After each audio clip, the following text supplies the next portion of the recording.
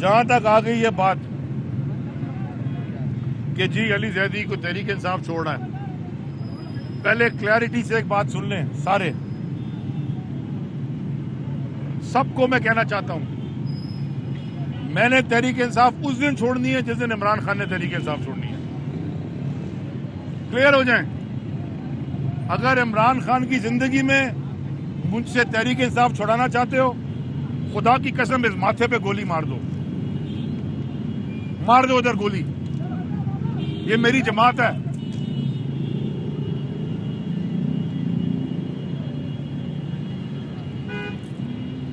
तेईस साल मैंने दिए।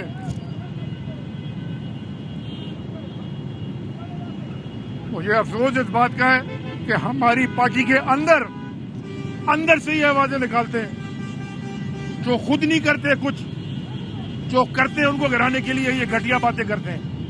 कोई मुझे प्रेशर नहीं दे सकता पीटीआई छोड़ने का, कोई भी नहीं दे सकता।